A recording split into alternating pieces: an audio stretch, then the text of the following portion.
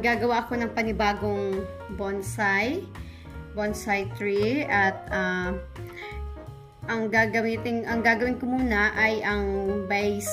Ayun, ididikit ko muna ang base ng aking bonsai sa kahoy gamit ang PBA wood glue. Lagyan natin ng glue. Hindi kasi even, kaya kung ano yung nagko-contact lang sa kahoy, yun ang lalagyan ko ng glue. Habang hinihintay ko ang pagtuyo ng base, ay magpuputol-putol muna ako na magiging dahon ng bonsai tree. Ito. Ang size ng copper wire na to ay 0.8 millimeter. Green. Ngayon, puputulin ko. Ito, meron akong dating na pre-cut na wire na ang size nito ay 67 cm. Yan, 67 cm.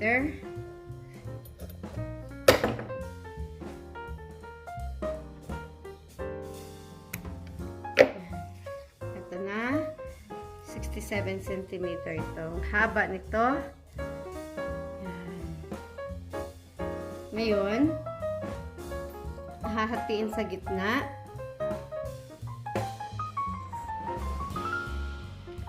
Hahatiin sa gitna at gugupitin sa gitna.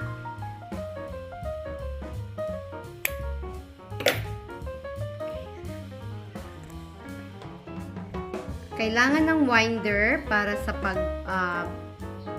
gawa ng dahon ng bonsai. At ito ang paggawa ng dahon ng bonsai. Yan, bibilog, ibalot, pabilog. Ayan. Pasok, and then yan. And then, tanggalin.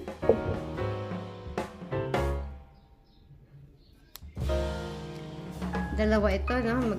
Mababa at saka mataas. Then, yung nabilog na, ipapasok sa maliit.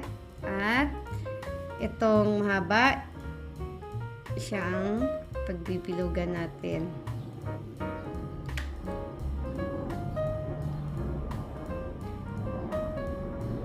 Yan. Ganito.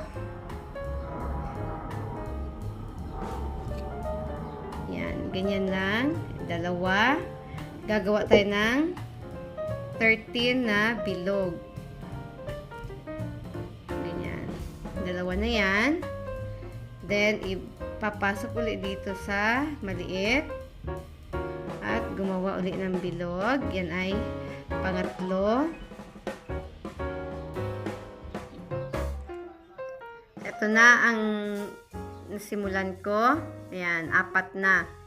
And then, tuloy-tuloy lang hanggang sa makabuo ng 13 na bilog-bilog. Okay, ituloy ko na ulit.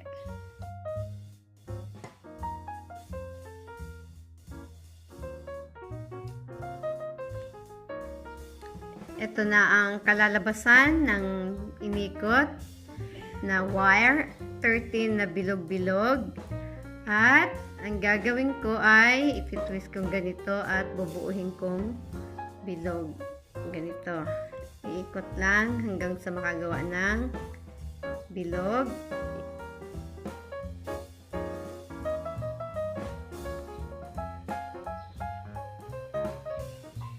Yan, binibilog ko. Ayan. Yan ang perfect na pagkabilog. Yan. At gagawa tayo ng marami.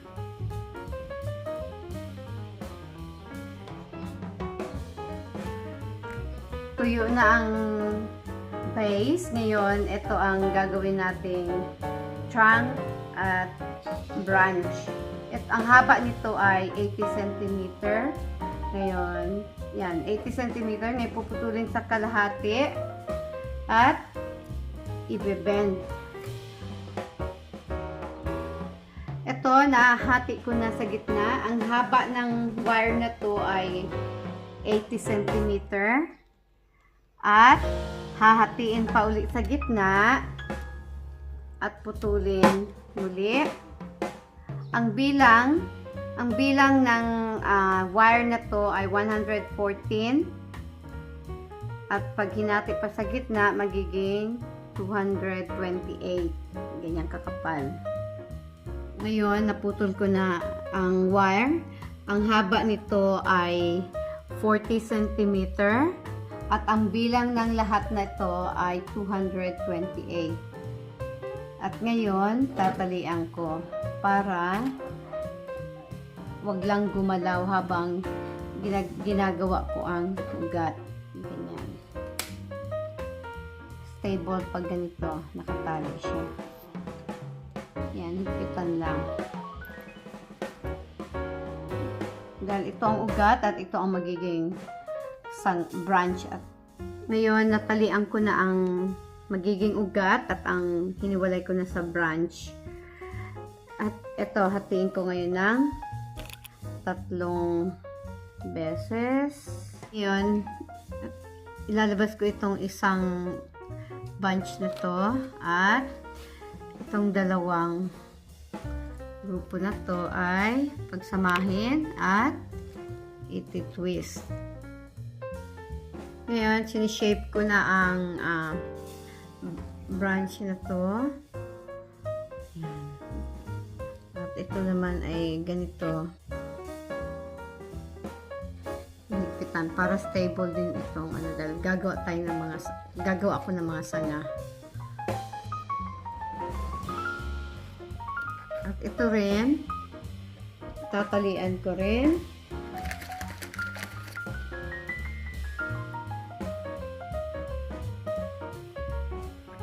Ngayon, gagawa ulit ako ng panibagong sanga. Ito, ating sanga. 3 ulit.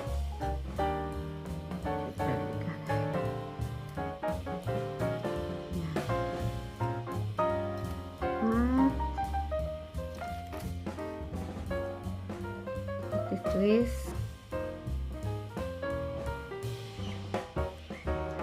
Ito ay tinitwist ng clockwise.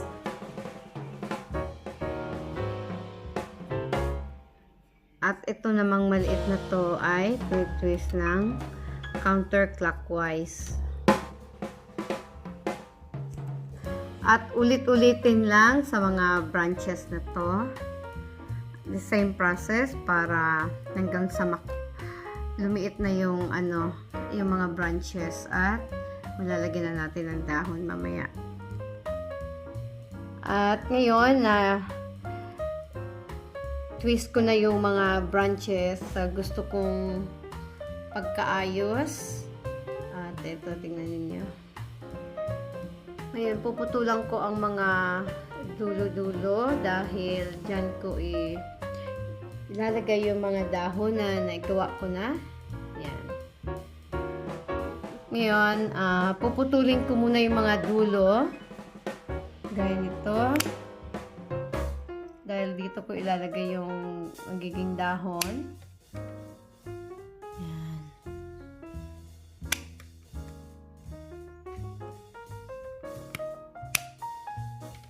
Ayan. At ipapakita ko sa inyo mamaya ang paglagay ng dahon. Ito na halos matapos na. Yan.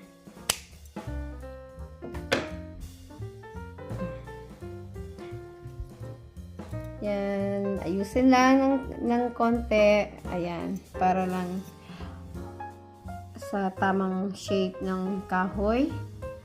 At ngayon, sisimulan ko na lagyan ng dahon. Ito, naglagay na ako ng 2. At ito, ipapakita ko sa inyo. Ganyan lang. At iikot lang.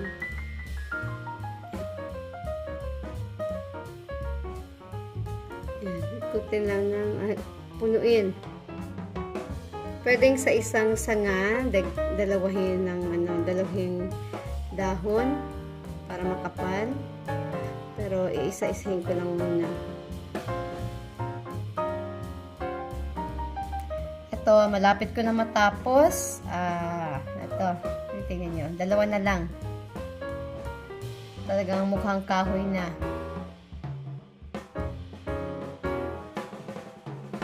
Buo na. Ngayon, ipasok ko itong bonsai roots dito at ipapakalat ko dito sa itong parang log na kahoy na to. Actually, hindi to kahoy, binili ko lang din ito. Parang to parang resin product. Ayan. Bago ko ipasok ang ugat dito sa base na to, ipoporma ko muna itong mga ugat na to. Ayan. Twist lang. Malambot ang copper wire. Kaya okay lang na wag mag-gloves. Ngayon, ito na ang ugat. Ipapasok ko na yung ugat dito sa loob ng base na to. Ito.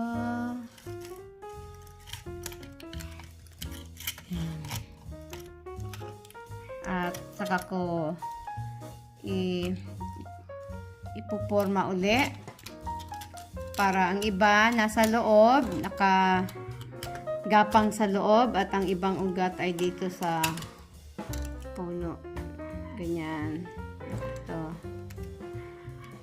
At ngayon, natapos ko na rin ilagay ang ugat dito sa parang kahoy na to. At ito ay ginuglue at yung glue naman ay ay magiging transparent, hindi nakikita. Ito yung ginagamit kong glue. Puti ito, pero pagka natuyo na, transparent na siya. Ayan, wala nang kulay. Ngayon, gugupitin ko na itong pantali. Ito yung para maging stabilize yung ating wire.